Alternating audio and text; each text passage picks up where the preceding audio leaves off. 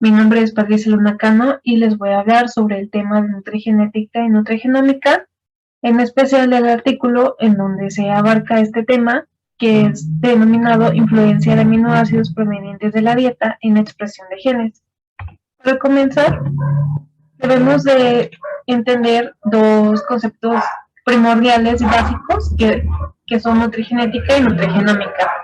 La nutrigenética es la ciencia que se dedica al estudio y caracterización de las distintas variantes del genoma y cómo éstas influyen en la respuesta del organismo a los nutrientes, aumentando o disminuyendo el riesgo a padecer enfermedades relacionadas a la nutrición. Mientras que la nutrigenómica es la ciencia que se dedica a comprender cómo los nutrientes que incorporamos con la dieta influyen en la homeostasis celular, alterando la expresión génica, la producción de proteínas y o la producción de metabolitos. Los nutrientes procedentes de la dieta interactúan con los genes. Los genes son las unidades funcionales y físicas de la herencia que pasa de padres a hijos. Y a la expresión génica se refiere el proceso por el cual un gen se activa en una célula para elaborar RNA y proteínas, y puede medirse al observar el RNA o la proteína elaborada con el RNA, o lo que hace la proteína en una célula. Y los nutrientes, según la OMS, son factores dietéticos de carácter orgánico e inorgánico contenidos en los alimentos y que tienen una función específica en el organismo. Los macronutrientes son proteínas, hidratos de carbono simples y complejos, grasas y ácidos grasos. Y por otro, los micronutrientes u oligonutrientes son vitaminas y minerales. El contenido de proteínas en la dieta provoca concentraciones elevadas de aminoácidos y hormonas.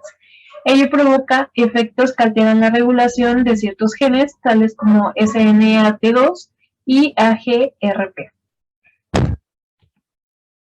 Los aminoácidos pueden tener una influencia indirecta en la modulación al servir como señales en la transcripción, debido a que se ha demostrado que las células pueden detectar variaciones en los niveles de aminoácido y responder por mecanismos como el control de transcripción, la estabilización del RNA mensajero y el incremento o la disminución del inicio de la traducción. Los mecanismos epigenéticos más importantes de expresión génica incluyen la modificación de proteínas histonas, las cuales se modifican mediante metilación, acetilación y fosforilación. Cuando existe una mayor metilación, los factores de transcripción no reconocerán la región promotora. En caso contrario, la metilación del ADN y la desacetilación de histonas provoca que el empaquetamiento del ADN aumente y se silencie la expresión genética. La transcripción de un gen a un mRNA se efectúa mediante la RNA polimerasa. Este proceso puede ser regulado por los aminoácidos a través de la activación de factores de transcripción de CEBP, CCAATI, Enhancer Binding Protein, y de la regulación de secuencias específicas en el promotor. La glutamina es la principal fuente de energía de células epiteliales y de muchas células del sistema inmune. La implementación de glutamina ha sido efectiva para reducir la morbilidad de los pacientes catabólicos y así proteger contra fenómenos de lesión del estrés oxidativo. La glutamina en la dieta incrementa la expresión de los genes hasta un 124%, que son necesarios para el incremento celular y de remoción de oxidantes, así como también reduce la expresión del hasta un 75% de genes que promueven el estrés oxidativo y la activación inmune, mientras que la arginina estimula la secreción de hormonas que están involucradas en el crecimiento y en el metabolismo, tales como la insulina y el glucagón. La traducción genética es regulada por un conjunto de mecanismos que actúan en la fase de iniciación, elongación y terminación. Los aminoácidos pueden regular la síntesis de proteínas a través de tres mecanismos que son modulación de la actividad del EIF2B. Inicio de la traducción se desarrolla en diferentes etapas, las cuales se pueden observar en la figura, que es la etapa 1, activación del complejo EIF2 por medio de una molécula de GTP para formar el EIF2-GTP. El segundo paso es que el EIF2-GTP se unirá al complejo MET-tRNA y a la subunidad 40S del ribosoma para la formación del complejo 43S y para seguir con el proceso de síntesis de proteínas. El 3 es que el GTP del complejo 43S es hidrolizado para formar GDP. Y por último, el 4 es que con el objetivo de volver a activar el EIF2, el GDP se intercambia por GTP y se forma de nuevo el EIF2-GTP, que funcionará en otro ciclo de iniciación.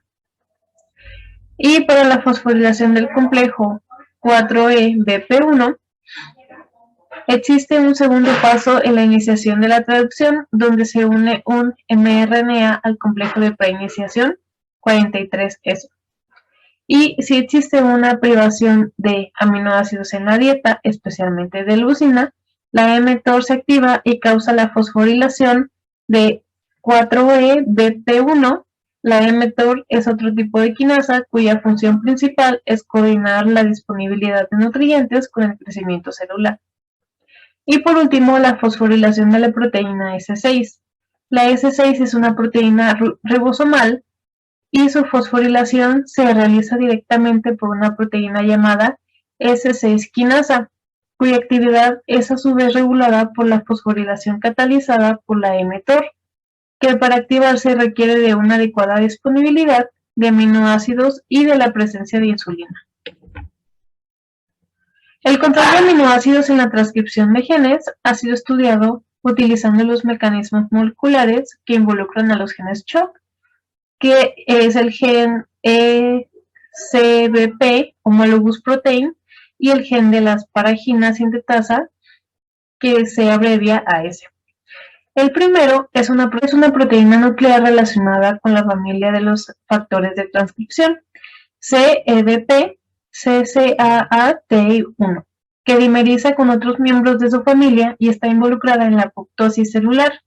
En el promotor del gen CHOP se ha identificado un elemento de respuesta a aminoácidos denominado Amino Acid Response Element, AARE, capaz de inducir la expresión de respuesta al ayuno total de aminoácidos.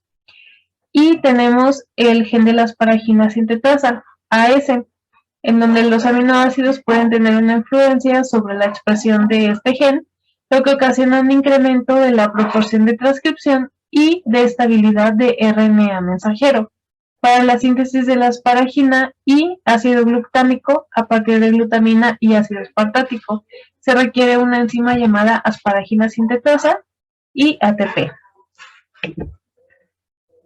Lo anteriormente mencionado se puede observar aquí en esta tabla, en donde se encuentran 4 columnas. En la primera son los genes en los que se afecta, y la segunda se puede ver la expresión genética, si aumenta o disminuye dependiendo de la flechita, y también en el tercero es el incremento o la disminución de la concentración de aminoácidos que se especifican para cada gen en el que se afecta.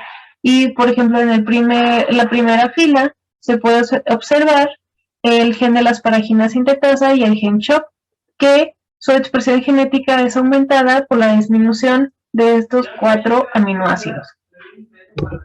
Para concluir, la síntesis de proteínas en células de mamíferos es controlada por 2 vías de señalización, mTOR y vía sensible a aminoácidos, Amino Acid Response, AAR. La vía de mTOR-C se activa cuando la célula tiene niveles idóneos de aminoácidos y funciona como un sensor a fin de mantener la síntesis de proteínas y el crecimiento celular. De forma contraria, la AR se activa cuando la célula es privada o tiene bajos niveles de aminoácidos, lo que deriva en la inhibición de la síntesis general de proteínas.